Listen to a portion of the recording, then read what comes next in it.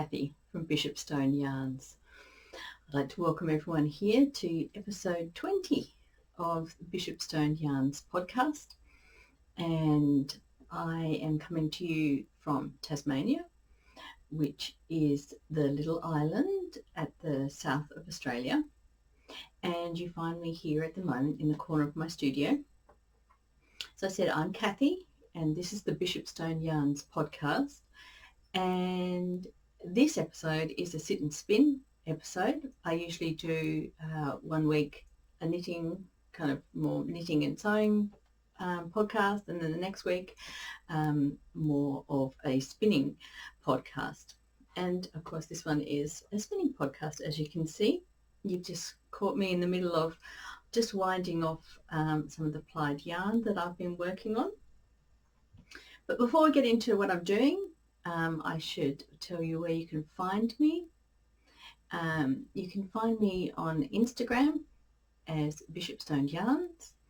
You can find me on Facebook as Bishopstone Yarns. And you can also find me on Ravelry, for those people who are on Ravelry, as Bishopstone. And I do also have a blog, which I sometimes, I don't kind of update it that regularly, but you know, it is still out there. It's called Bishopstone Yarns on Blogger, so you can find me there. So they're probably all the places where you can find me around the internet, and of course you can find me here. And for those returning viewers, hi, it's really nice to see you again. I always love spending some time with you, doing a bit of crafting. And for new viewers, welcome. It's really nice to see you. I hope you have a chance to sit down, relax, enjoy, do a little bit of crafting, whichever kind of craft that might be, whether it's a little bit of spinning, a little bit of knitting, crochet, sewing, whatever you like to do. But I hope you get a chance to take some time out and just enjoy a little bit of crafting and making, and hopefully a nice relaxing time. Now, today is June the 27th, and as I said, for those people who've watched before, I'm in the process of carding up some alpaca and wool here. So I've got some white alpaca and some brown Tasmanian moorit that I've been blending together on my drum carder, and then I'm spinning it up, and then the end project hopefully is I'm going to knit the Birkin by Caitlin Hunter. People are going to get sick and tired of hearing about the Birkin by Caitlin Hunter. By the time, it's going to take me probably a long time to actually get through this project and end up knitting my jumper, but I am slowly getting there. So I have finished my first 2 skeins of the yarn. The first skein is here, which I'll show you later, and at the moment I'm just winding off my second skein, and I guess I can do a little bit of that winding off while I'm talking to you. So far I have washed one skein, so I'll be able to show you a bit later on as well the difference between the washed skein and the unwashed skein. And I must say I am really happy with how it's all turned out, and I was hoping that my yarn wouldn't be too thick for the project, but it looks like it's going to turn out okay. And it also gives me a chance to have a look at the yarn and see what I think about the colour of the yarn, because those people who've been following along with me on this little journey, I've been thinking about whether or not I'm going to leave this the same colour or give it a light dye, or dye it with a light colour, just to add a little bit of something to it.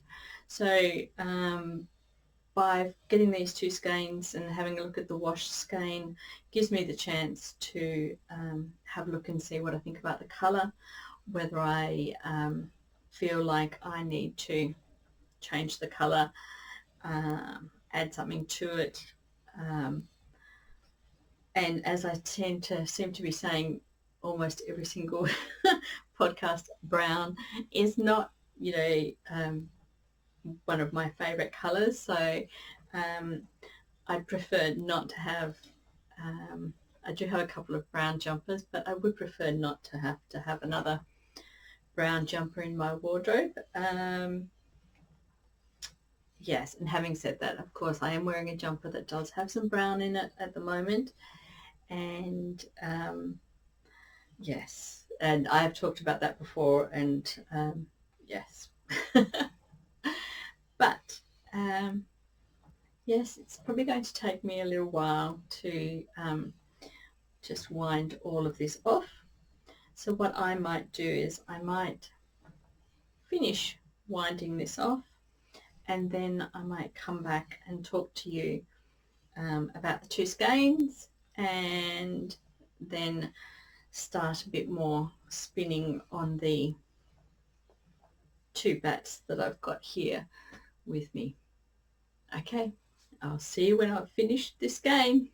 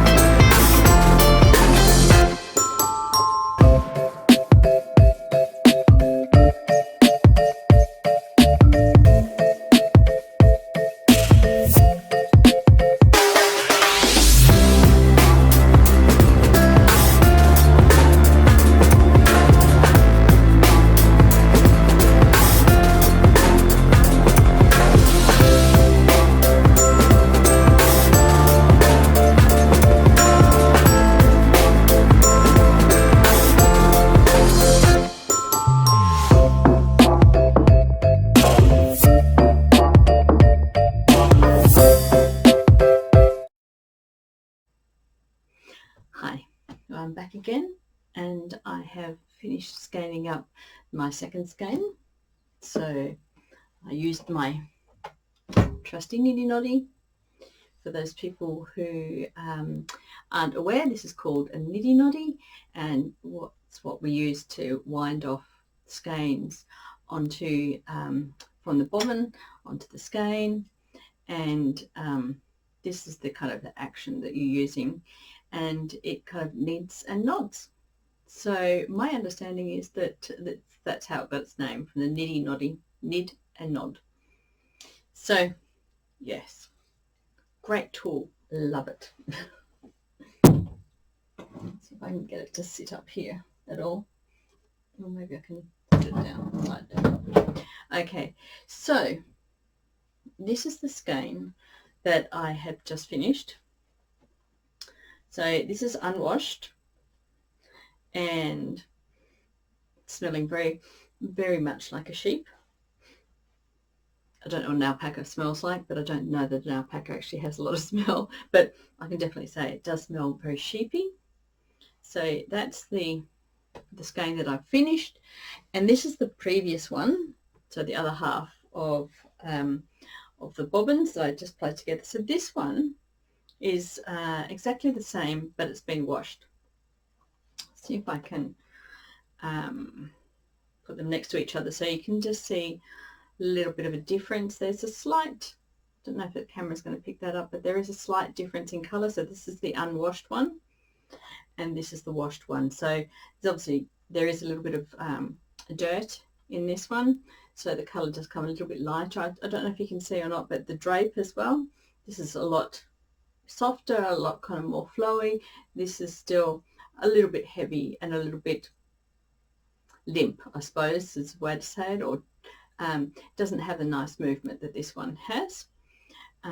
Maybe if I can come up closer to the camera.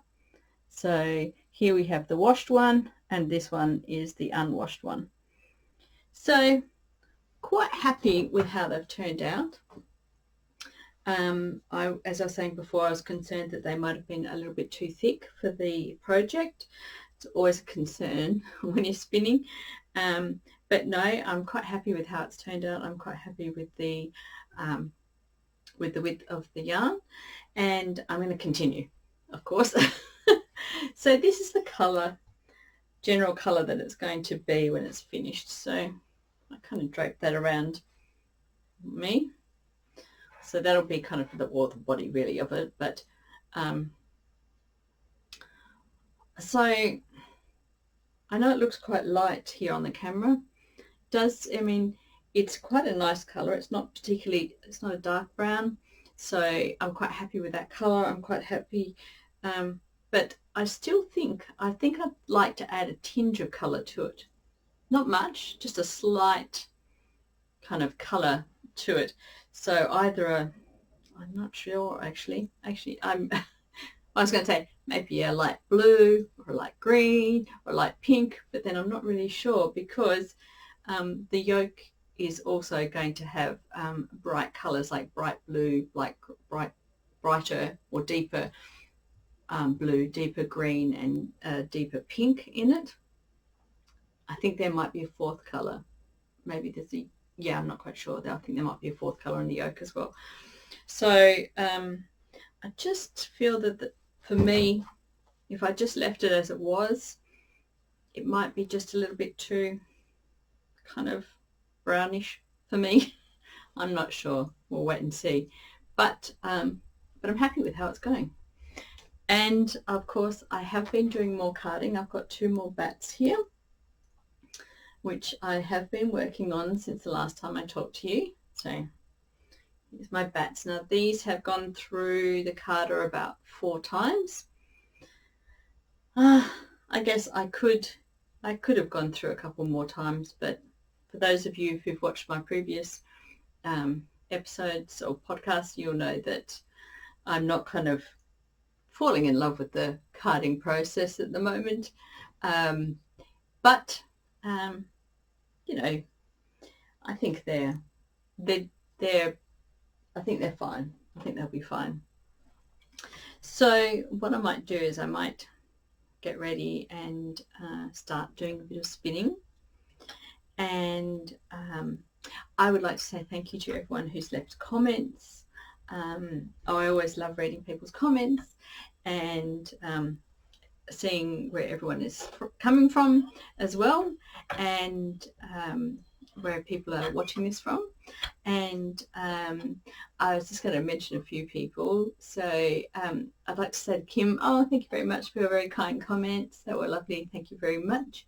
And Anne also suggested, I don't know why I didn't think about this before, but she suggested that when I was using the carder, I was saying how in our move I've kind of seemed to have lost or misplaced my tool that I use to take the bat off my drum carder. So when you've got the drum carder, there's a section there where you put like an implement, like it's like a big huge, I guess the easiest word says it's like a big huge needle that you put down, and then you use that to pull up and separate the fibres so you can take it off the bat. I can't find mine. I'm not quite sure where it was. No, I was just saying how I had been using a really small needle and it just wasn't working. It was going very slowly.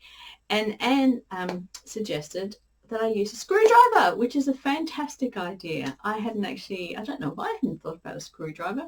A screwdriver is fantastic, so thank you, Anne, for that. That was brilliant. Yeah, so working well with the drum carder with a screwdriver, so that was really good. And also, I'd like to say hello to Alison, who's from West Wales. And she told me, she left a little comment about, which I thought was just a lovely story. She was talking about, she was sitting down and spinning, watching the podcast, and she had to stop the podcast, put it on pause, and then go and get some oil and oil her wheel because she could hear the squeaking and she thought it was her wheel. Then she started the podcast again, started spinning again, and she could hear the squeaking again. Then she thought, oh my gosh, so she oiled her wheel again, and then she realised actually it wasn't her wheel. She was hearing noises from my wheel. So I hope when I start spinning now, I hope that nobody will get offended by any noises that my wheel makes, and don't get alarmed if you think that there's a strange noise happening into your wheel. It's probably just my wheel making a noise.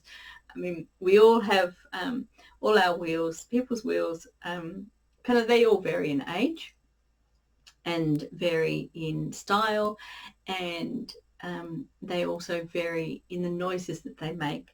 And I think that's one of the really interesting and soothing things about spinning, is that the wheels themselves they have their own chatter, their own sounds, and it's always a joy to listen to other people's wheels. I know that some make the noise, the little leather piece that holds the foot to the spindle of the wheel. Sometimes they will make a bit of a squeaking noise. Other wheels make a bit of a knocking noise. Others all sorts of noises. But I just think it's nice because it's the sound of the wheel and it's the sound of them working, which is what they are made to do and designed to do. And especially when you get a whole room of spinners together and all the different wheels are making different noises, I always think that's really, it's just a really lovely, calming and relaxing sound. Also, even for those wheels that don't really make any noise, they don't make any squeaks or noises, there's still kind of a whirring noise that they make of the wind moving, with all the parts turning and spinning.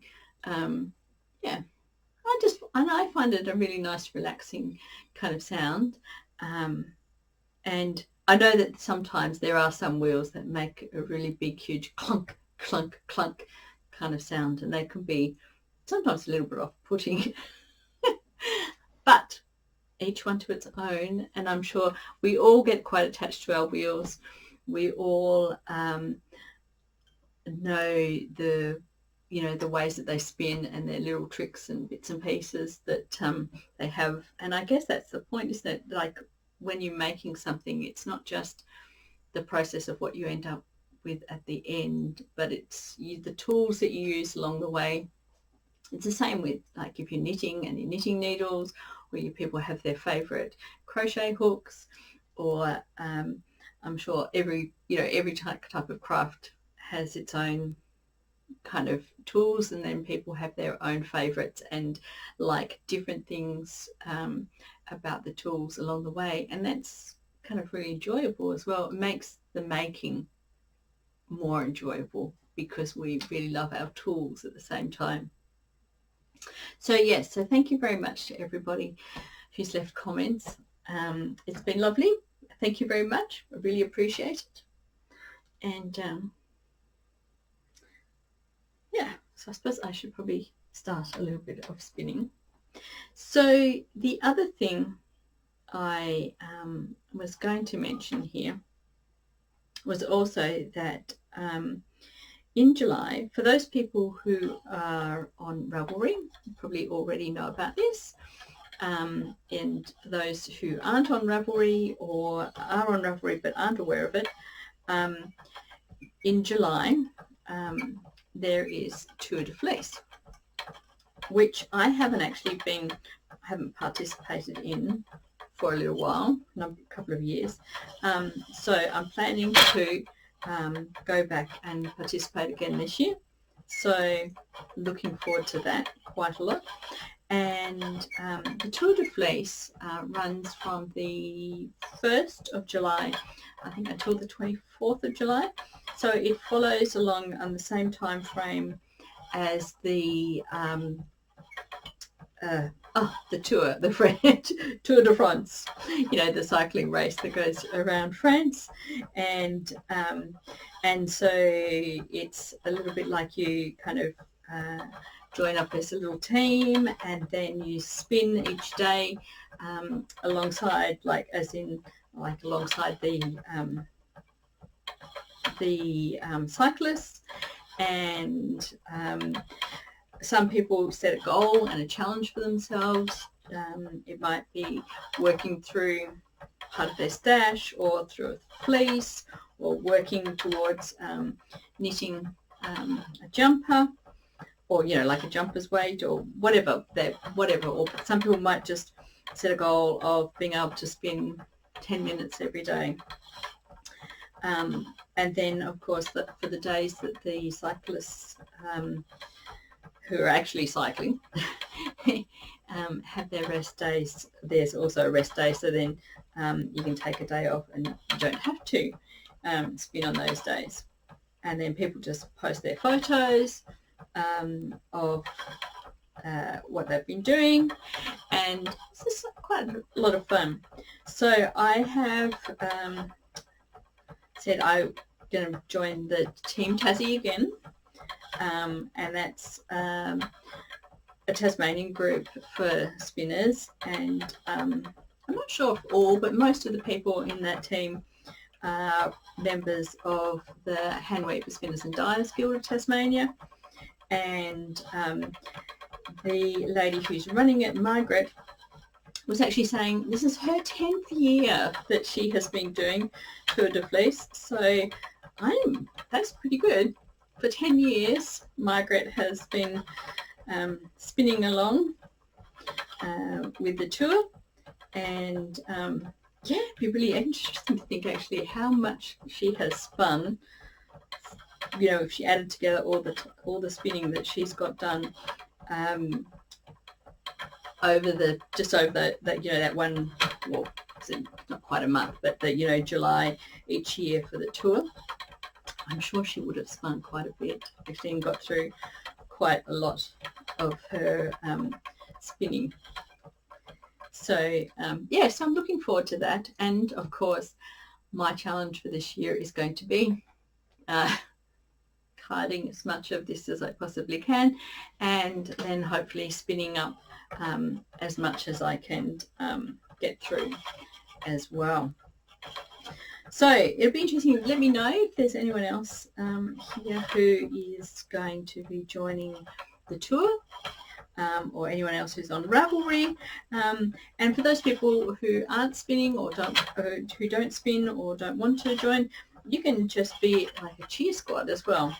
So you can just go on and kind of cheer along and have a look and see what everyone's doing and making. It's always a lot of fun. I always find it really interesting to see the variety of spinning that's taking place all around the world. And also, because it's winter here in Tasmania, it's always lovely to see the outdoor photos, people spinning and doing the tour in the lovely warm sunshine, and which I'm not quite sure how much warmth and sunshine we'll be having in July here in Tasmania, but hopefully some. But I don't know that it'll be warm enough for me to be actually going outside and spinning. So yes. So now that I told you that little story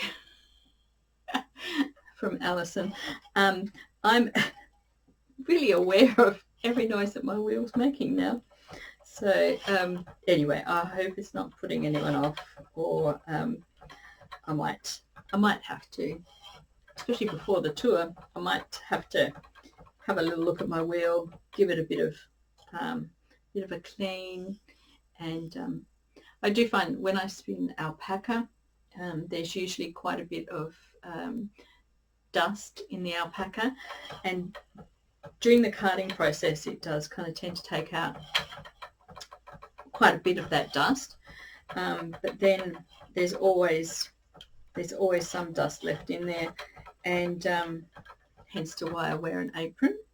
There's a lot of dust kind of falls on the apron, but also it seems to get into all different parts of the wheel, and sometimes that can make the wheel, and especially the bobbin, stick a little bit, or not stick, but kind of like it doesn't run as quietly and smoothly as it always does. So it's always good to give it a bit of a wipe down, a bit of a clean.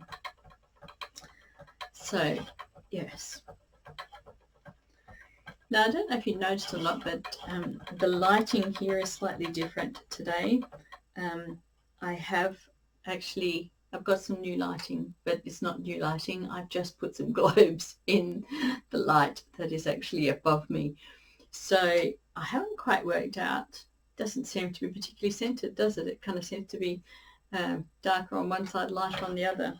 But we'll see how we go with that. I might persevere and see what I can do about changing that. But the light is absolutely fantastic for working by, especially here on my table when I'm doing stuff.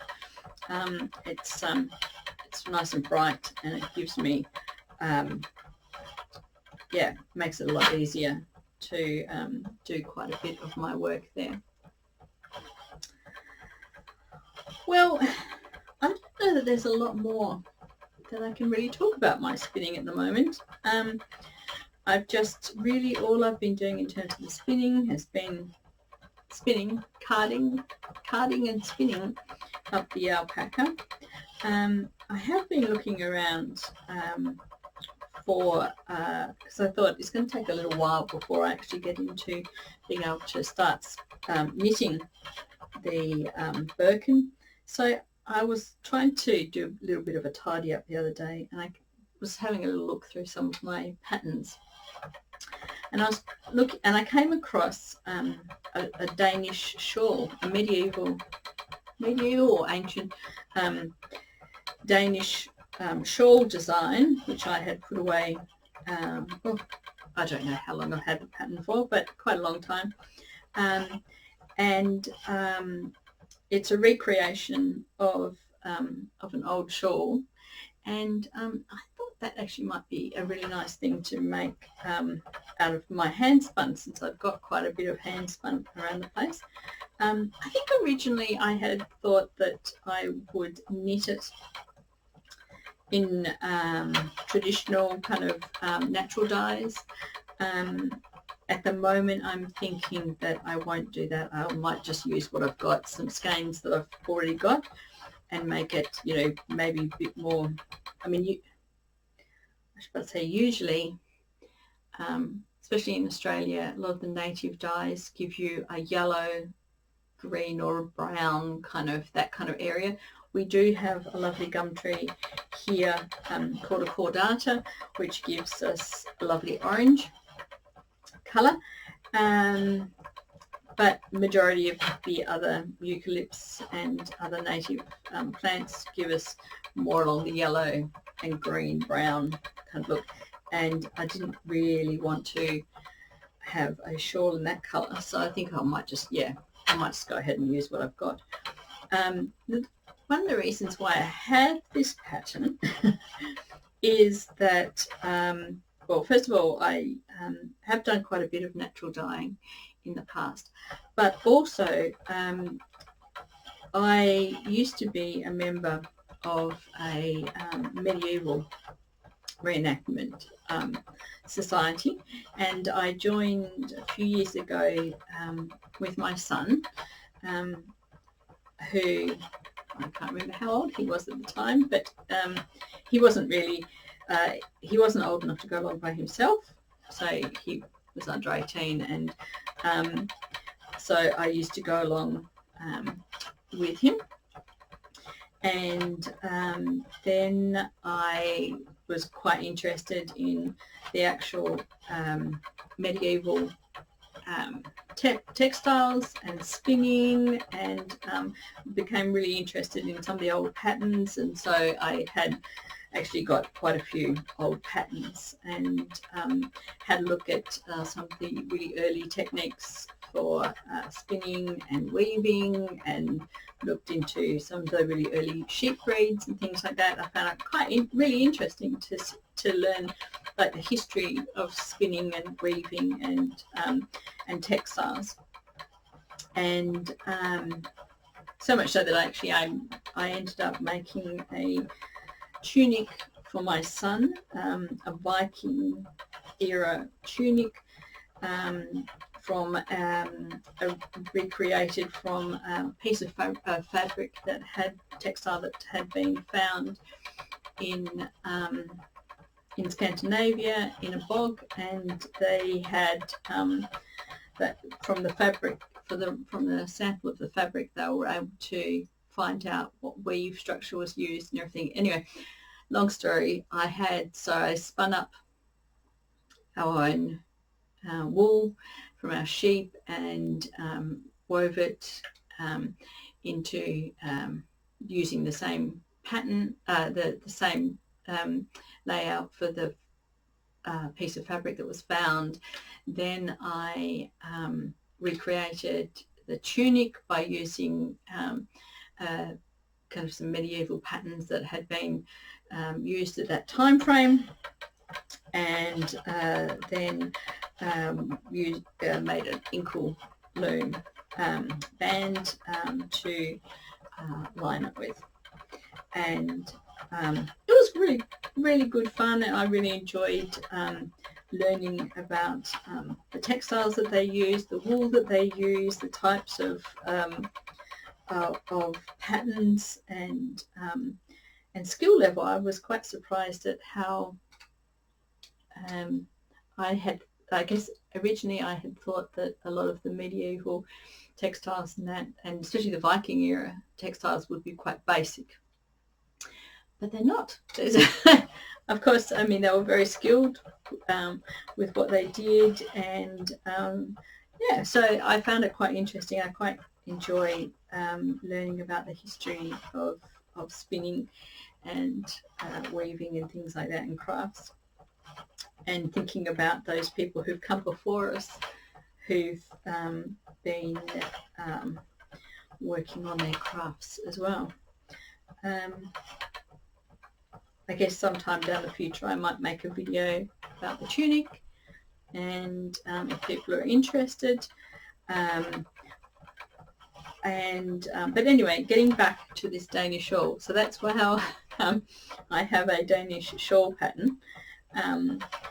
And so I thought, oh, I think I actually think I've got two different shawls, two different patterns, but this is the one that was actually a recreation of one. So I was thinking, yeah, that this one might be a good idea to, good way to use up some of my hand spun, give me something else to make while I'm waiting to finish spinning all this glorious brown at the moment. So yes, I think that's what I might end up doing, because otherwise it could be, I mean, I don't get bored of just spinning up all this brown, but I do know that if I stop spinning, I probably, it'll take me a little while to pick it back up again. That's one of the really good things about doing the Tour de Fleece, is that it gives me a fun thing to do, but also a goal as well, and it's a good fun way to get through all of this. I wonder if part of my carding will probably be part of my spinning tour, I think, as well, because I guess by the time I've carded up, well, so much of my time just goes into the carding of the wool that I think, yes, July will be the month for spinning up the brown and the moorit. And just in case I actually finish spinning, I'll have to think of something to do, because there is the possibility that I could get the whole jumper's worth done before the end of the Tour de Fleece. So then I'll have to look for some other things to spin. I should think about that, shouldn't I? Yes. It's not that I don't have other fleeces and other things to spin up, because I do. So, yeah, well, that could be a good thing to think about. Yes, indeed. Well, I've still got quite a bit more spinning to do, and I hope that everyone has had a nice time. They've been able to sit down, have a relaxing crafting time. I hope people are keeping nice and warm if you're in the southern hemisphere, and I hope you're enjoying the summer sun in the northern hemisphere, and I hope you're enjoying your spinning, for those people who are spinning. And if there's anyone there who's also going to be doing the Tour de Fleece, leave me a comment. That would be fantastic. I'd love to hear what you're going to do, even what team you might be joining, or if you're just in the peloton, which is the normal, like the large group of just the normal everyday spinners, and be lovely to hear how everyone else is going, or what they're planning to do for the tour, what they're planning to spin for the tour as well. That would be lovely to hear. Yes. Anyway, thank you very much for watching. I hope the sound of my wheel hasn't offended anybody, and I look forward to seeing you all next time. Remember, if you like the video, press the like button, and if you haven't subscribed, it'd be great if you could subscribe, because that helps me out here and helps other people find me as well. Anyway, thank you very much for joining me, and I'll see you all next time. Bye.